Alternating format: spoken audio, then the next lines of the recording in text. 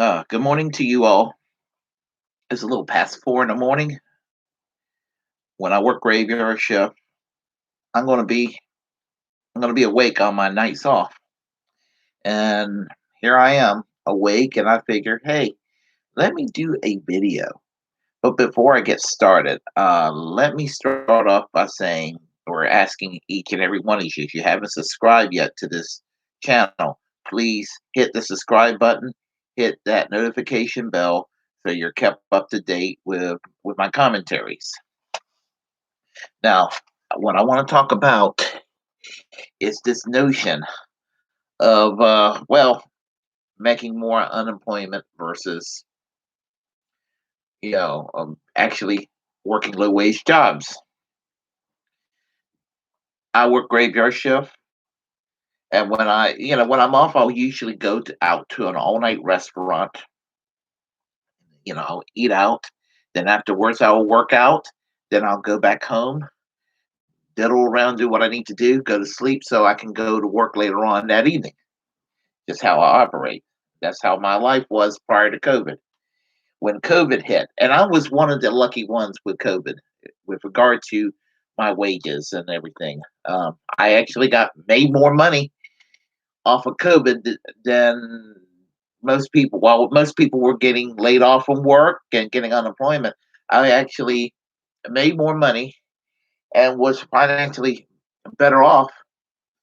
The downside was that I wasn't able to exercise every day, and because they closed down the gyms, and I wasn't able to go out and do what I normally like to do, as far as going to a restaurant or going out doing whatever, going to a bar, going to a club, or whatever people like to do on their free time. I wasn't able to do that because, understandably, everything got locked down last year, and this pandemic has had a toll, and life is trying to get back to normal now, it seems like, but it's going to take a while.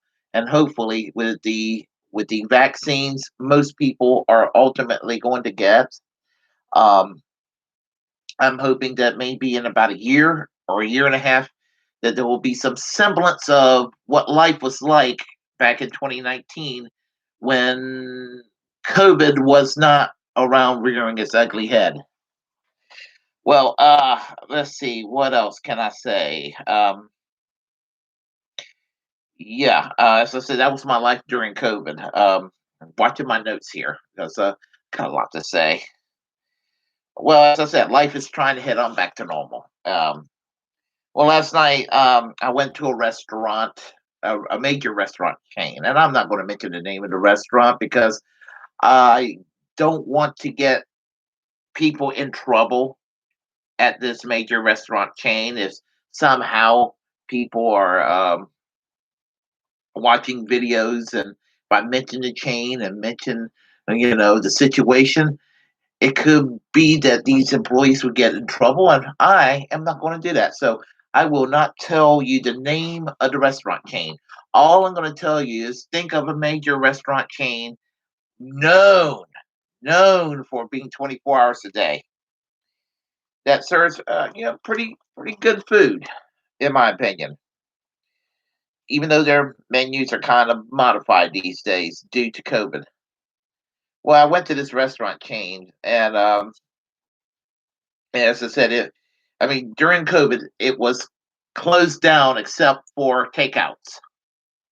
Um, so you went and you had to go and call, order your food, and go and pick it up.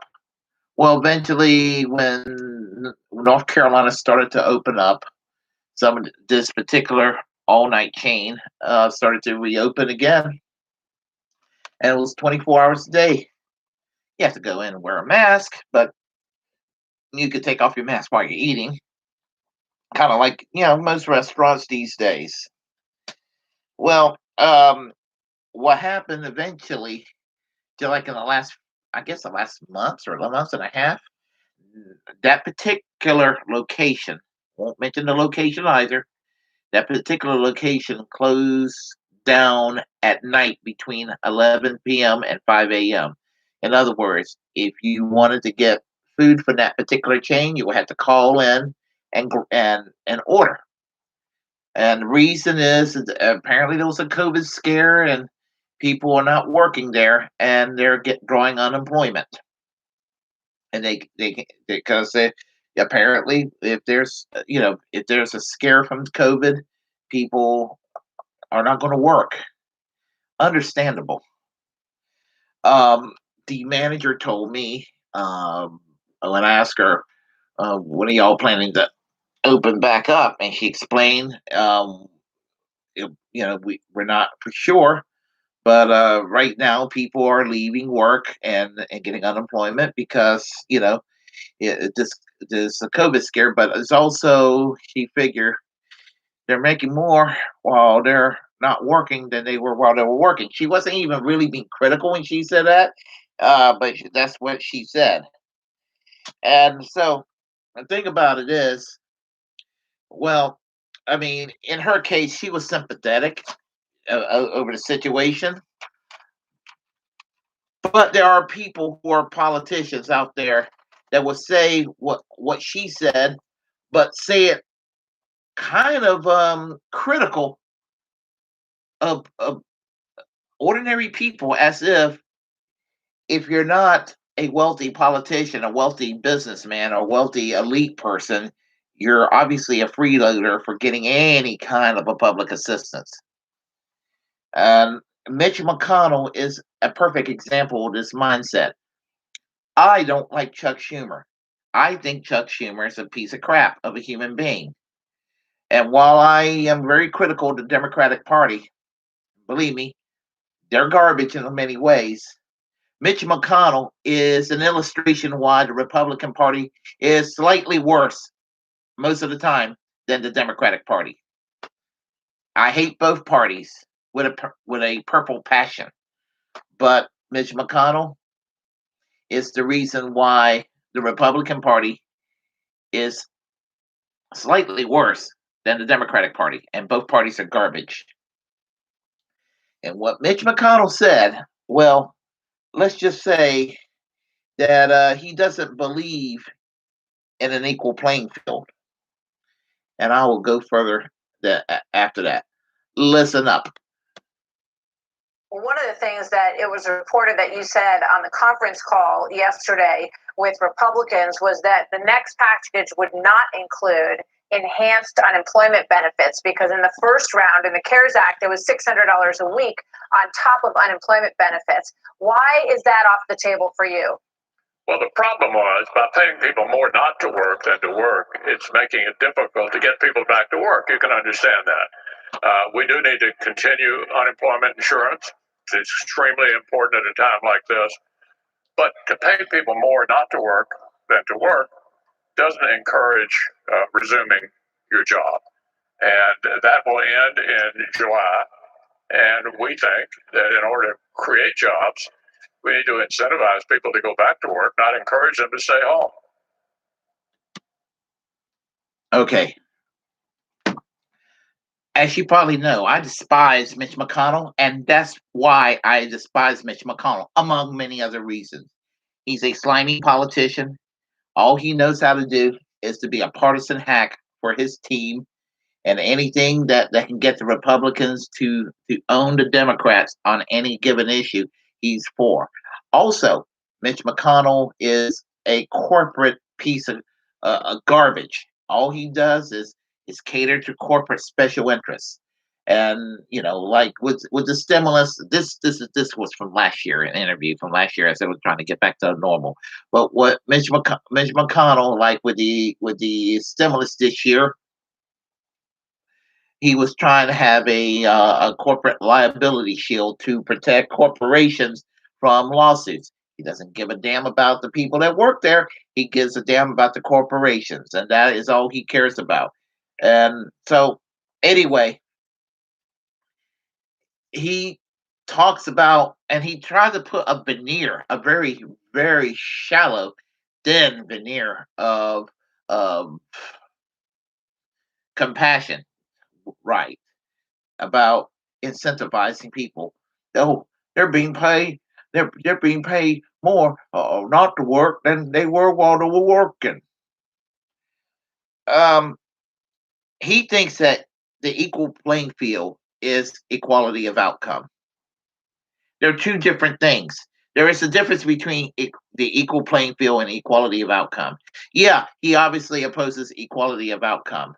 And some over the top liberals out there that are hung up with equality outcome. I don't even support that.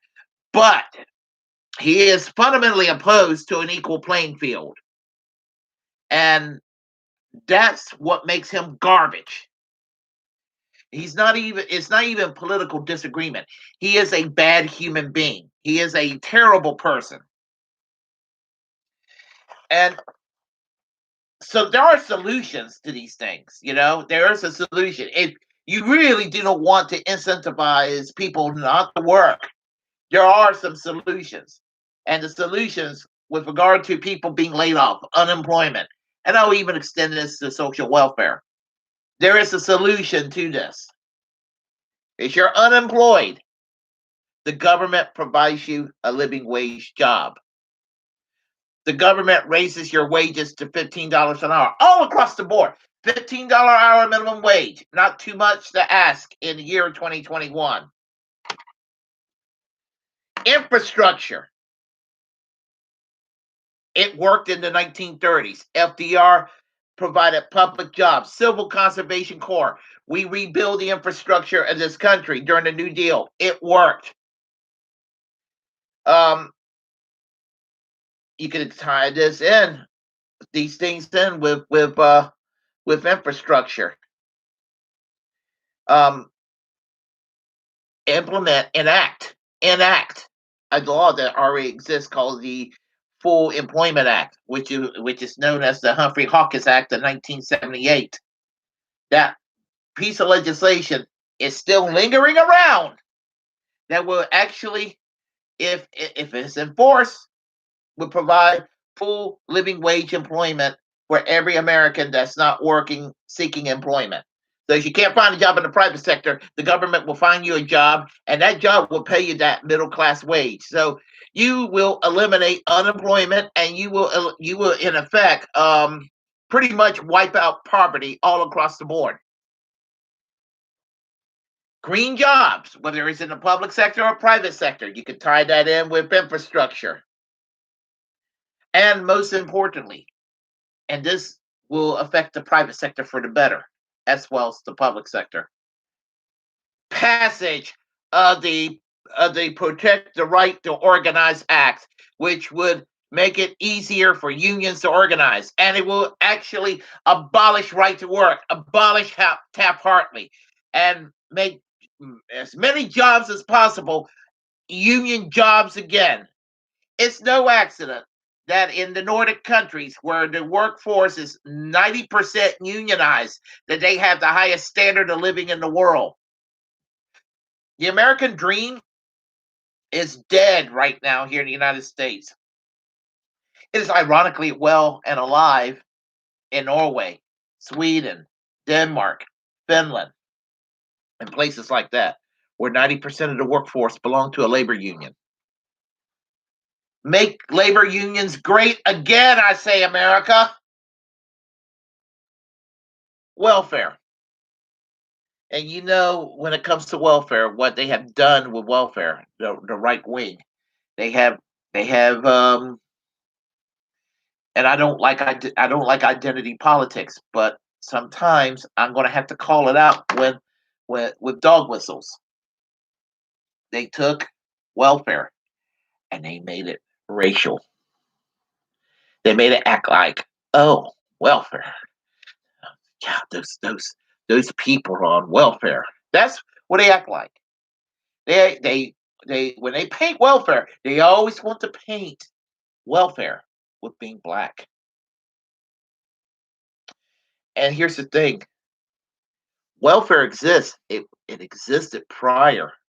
It existed prior to civil rights. It was meant to be race neutral. It was a race neutral. Nobody created social welfare policies are like, we're going to create it for the black Americans and keep them in the underclass. That is the right-wing propaganda they use. welfare is for everybody that needs it. And it's a damn lie when I hear people say, well, these welfare policies are made for blacks and Hispanics and white people can't get access to this. No, it's made for everybody. If you're poor and they're poor blacks, they're poor Hispanics, they're poor white people. And actually, honestly, more white people are on welfare than there are than the other minority groups. But here's the thing: if you are legitimately concerned that there are too many people on public assistance, the answer is very simple. If you're going to have work fairs, make it a living wage job. Universal health care would fix this shit. Medicare for all. If we were to become like Canada, we were to become like the UK, we were to become like France, we would be like Norway, Sweden, Denmark, and healthcare becomes available to everybody, 100% of the population. And these are the two ways it can be achieved. You can go the Canadian way, which means simply eliminating private health insurance, because the Canadian system and the American system, the delivery system is pretty similar. You have public hospitals, you have private hospitals in both Canada and the United States. Doctors got private practices in Canada, they got private practices here in the United States. Everything is structurally the same. Canada's healthcare system is just as free enterprise as the American system. The only difference, and what makes Canadian healthcare better, is that they eliminated private health insurance nearly from the system. So it's like if Canada's system could be best described like this: take our Medicare system as we have it here in the United States, and if Medicare was available to 100% of the population, there were no private insurance companies. That would be Canada's system. So yeah, we're kind of on our way there with with Medicare as we know it right now for those 65 on up. And let me tell you, most people that I know who are on Medicare, 65 on up, are grateful for the Medicare they have. Now, I hear people say, well, VA veterans, VA hospitals not good. You know why? And let me tell you, if there's this, if my dad is in such a situation. My dad can't get VA benefits because in 2003, while these patriotic neoconservatives were going around and invading Iraq and invading Afghanistan and saying, if you don't support our troops in Iraq and Afghanistan blowing up brown people, well, you're unpatriotic. You want the terrorists to win. Well, these people, these Republican politicians, made it so. And you got to remember, the U.S. House, the U.S. Senate, and the presidency were all under Republican domination. And George W. Bush, our worst fucking president ever, was the president. Eliminated VA benefits for my dad because my dad made too much money. This is what happened when you go and means test programs. People get fucked over. And while, yeah, my dad is well off, my dad still has to pay a little more. Yeah, he's retired. He's got Medicare and all that. Remember, there's supplemental insurance and it doesn't cover everything it's supposed to be covering. He is not available to go and get VA benefits. And that is by design. You got the right wing in this country, the corporate right wing in this country that wants to eliminate anything that even has anything to do with helping people, and especially our veterans. And you dare call yourself patriotic, and you're going to eliminate VA veteran benefits? Good Lord. Medicare for all. If the way they do it in Canada is the way to get out of this fix, you will have fewer people on welfare, or better yet, a better system than Canada. It would be to go follow Great Britain's National Health Service.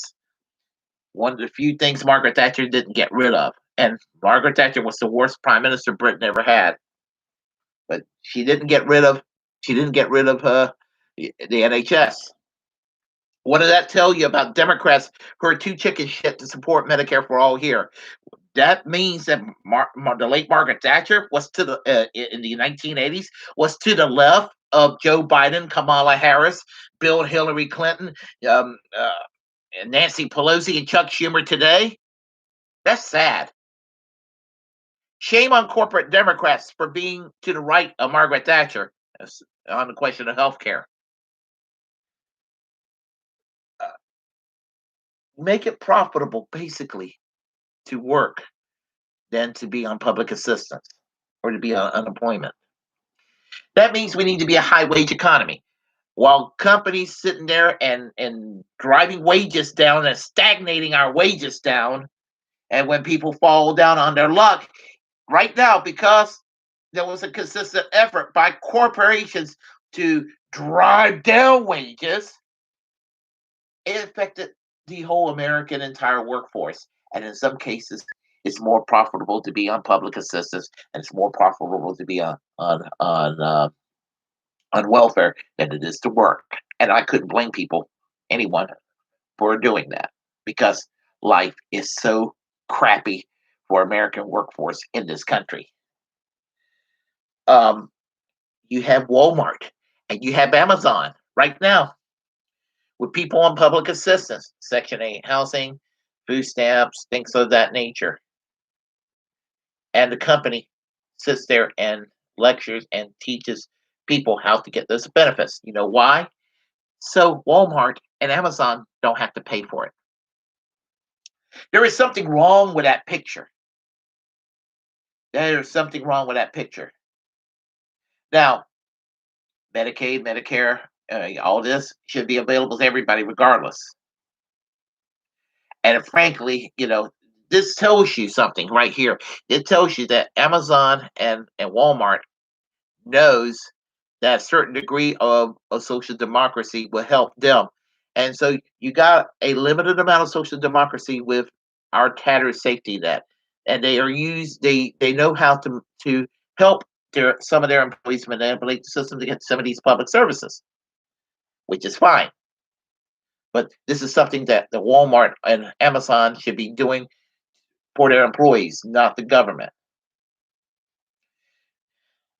Now, the government needs to go and do something about healthcare to make it available for everybody. And it will actually, in the long run, will help Amazon and Walmart. Not that I want to help them, but the thing is that universal healthcare, the way it's done in Canada, the way it's done in the UK, would provide non-exploitive economic growth for the United States. Why more capitalists and libertarian types do not support universal healthcare, honestly, it's a mystery to me. But here we have it. And I know I always go back to healthcare and everything like that, but I'm sorry, it's one of my most important issues. But let me just back it up by saying this. Equality of outcome is not the same as an equal playing field. And these politicians think that equal playing field equals equality of outcome. And they think that, how dare people be paid not to work when they could be working. And I tell you, I'm as long as we got the system as we got right here, as backwards as it is, I am glad to see people one-upping against the system. If they're being paid more to work than to go to work and be treated like shit at work and have management barking orders at them all day long, and they're not being paid what they're supposed to be paid, then as long as we got this current makeup that we have, and if it's upsetting Mitch McConnell, good. I am glad Mitch McConnell's mad. In your fucking face, Mitch McConnell, about that. In your face, motherfucker. If you like what you heard, press like and comment. If you didn't like it, well, comment anyway. If you have a platform, please utilize it, because we're the muckrakers of our time. And I say this as a First Amendment absolutist. Feel free to share the content on this channel. And most importantly, hit that subscribe button, hit that notification bell so you're kept up to date. And until next time, I am American Social Democracy. Peace. Class struggled yesterday, class struggled today, class struggle tomorrow until we have full economic and social justice for all.